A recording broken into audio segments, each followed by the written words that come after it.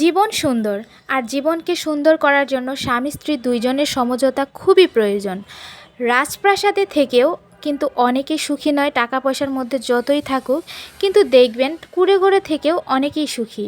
কেন বলেন তো? সেটার একমাত্র কারণ হচ্ছে হাজব্যান্ড ওয়াইফের সমঝোতা, স্যাক্রিফাইস সব কিছু মিলিয়ে। হে এভরিওয়ান, আসসালামু আলাইকুম, ওয়েলকাম ব্যাক টু মাই কুঁড়েঘর। আজকে আমি আপনাদের সাথে শেয়ার করব আমার পুরো একটা দিনের কিছু কিছু অংশ। আশা করছি আপনাদের কাছে খুবই ভালো লাগবে আর পুরো ব্লগটি আপনারা অনেক বেশি উপভোগ করবেন। তো প্রথমত সকাল সকাল কিছু বাজার আনা হয়েছিল রাতে, সেগুলো ভাবলাম যে একটু গুছিয়ে রাখি। রাতে তো আর রাখা হয়নি, ডিমগুলো ফ্রিজে রেখে দিলাম। আর আমার জন্য কিছু বিস্কিট আনা হয়েছিল। আমি তো একবার এক এক রকমের বিস্কিট খেতে পছন্দ করি, তাই আমার হাজব্যান্ড এগুলো একেবারে নিয়ে আসে, তখন আমি যখন যেটা ইচ্ছা সেটা খেয়ে নিই। তো যাই হোক, তারপরে লবণ শেষ হয়ে গিয়েছিল, লবণদানিতে আমি লবণগুলো ভরিয়ে নিলাম। তো ভাবছিলাম যে সকালবেলা কি নাস্তা করব, তো ভাত খেতে ইচ্ছা তো করেই না। তারপরে ভাবলাম যে একটা স্যান্ডউইচ, ইনস্ট্যান্ট একটা স্যান্ডউইচ বানিয়ে নিই চিজ দিয়ে, ব্রেড দিয়ে। তো এটা খুবই হেভি ছিল খাবারটা, একদম পেট ভর্তি হয়ে গেছে খাওয়ার পর। লাস্টের দিকে আর খেতে ইচ্ছে করছিল না, তারপরেও খেয়ে নিলাম, নষ্ট করার কোনো দরকার নেই। তারপরে চা খেয়েছি। চা খাওয়ার পরে ভাবলাম যে আমি মাছের খাবার দেওয়া হয়নি আজকে, মাছের খাবারগুলো দিয়ে দিই। তারপরে মাছের খাবার দেওয়ার পরে এদিক দিয়ে গাছে পানি দিতে চলে এসেছি। তারপরে এখানে ফিল্টারে পানি দিতে আসলাম। সব কিছু আগে কমপ্লিট করে তারপর আমি আমার কাজে যাব। সবার খাবার দাবার দেওয়ার পর তারপরে আমি পাখির খাবারটাও দিয়ে দিয়েছিলাম ওই দিক দিয়ে, আর সেটা দেখানো হয়নি।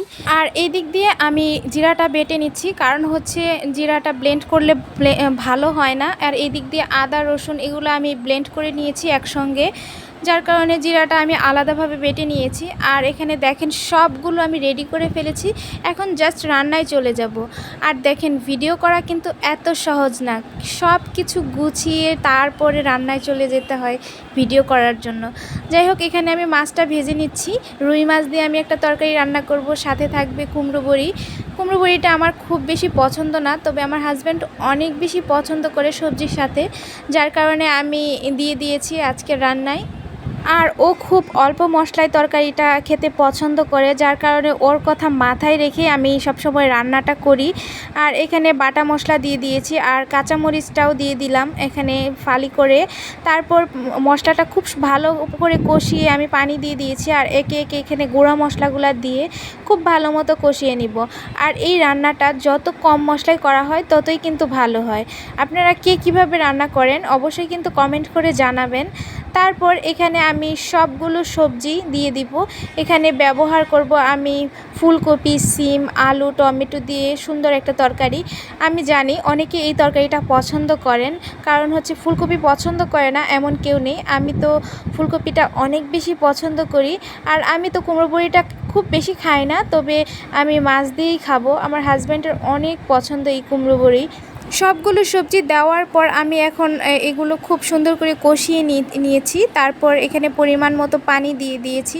আমি যেহেতু তরকারিটা একটু ঝোল ঝোল খাবো, আমরা দুইজনেই পছন্দ করি, যার কারণে ঝোলের পরিমাণটা একটু বেশি রেখেছি। আর এখানে এই পর্যায়ে মাছ দেওয়ার পর এখানে ভাজা সেই কুমড়ো বড়িগুলো দিয়ে দিচ্ছি। কুমড়ো বড়িটা খুব বয়েল হতে খুব বেশি সময় লাগে না, যার কারণে আমি নামানোর কিছুক্ষণ আগে দিয়ে দিয়েছি। আর দেখেন এই তরকারিটা খুব সুন্দর হয়েছে না? দেখতে অনেক লোভনীয় লাগছে না? হ্যাঁ, দেখতে যতটা সুন্দর, খেতে তার থেকেও অনেক বেশি ভালো ছিল। তারপর এখানে আমি ডিম রান্নায় চলে এসেছি। আর ডিমটা কিন্তু আমরা দুইজনেই পছন্দ করি, আর মিষ্টি কুমড়াটাও পছন্দ করি, যার কারণে ভাবলাম যে ডিম দিয়ে মিষ্টি কুমড়া রান্না করি। আর এটা ছিল দেশি মুরগির ডিম, এটা একদমই ছোটো ছোটো হয় দেখতে, কিন্তু খেতে কিন্তু অনেক টেস্ট।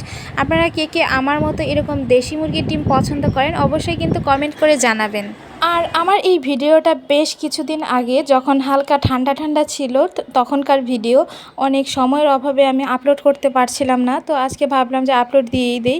আর এই ডিমটা আমি আজকে মিষ্টি কুমড়া দিয়ে রান্না করব। মিষ্টি কুমড়া দিয়ে ডিমটা খেতে কেন জানি খুবই ভালো লাগে। আপনারা কে কে পছন্দ করেন অবশ্যই কিন্তু কমেন্ট করে জানাবেন। আর এই মশলার ভিতরে আমি মিষ্টি কুমড়াটা দিয়ে বেশ কিছুক্ষণ কষিয়ে নেব।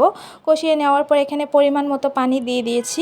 পানি দেওয়ার পর বেশ কিছুক্ষণ জাল হওয়ার পর আমি এখানে ডিমগুলো দিয়ে, এটাই ছিল তরকারির ফাইনাল লুক। তারপরে বিকালবেলা আমি এখানে সন্ধ্যার আগে আমি ভাপা পিঠা বানিয়েছিলাম। সবাই তো সকালবেলা খায়, সময়ের অভাবে সকালবেলা খেতে পারিনি, তাই ভাবলাম যে বিকালবেলায় খাই, খেলেই হলো, সকাল আর বিকাল কি। তারপর ভাপা পিঠা বানিয়ে নিয়েছিলাম। ভাপা পিঠা খেতে খুবই ভালো ছিল। নিজে বানিয়েছিলাম, ভাবলাম যে হয়তো ভালো হবে না, কিন্তু সবগুলো পিঠা একদমই পারফেক্ট হয়েছে আর খেতে কিন্তু খুবই ভালো ছিল, দেখেই বুঝতে পারছেন। তো আজকের এই ভিডিওটা এই পর্যন্ত। সবাই অনেক ভালো থাকবেন, সুস্থ থাকবেন। আল্লাহ হাফেজ।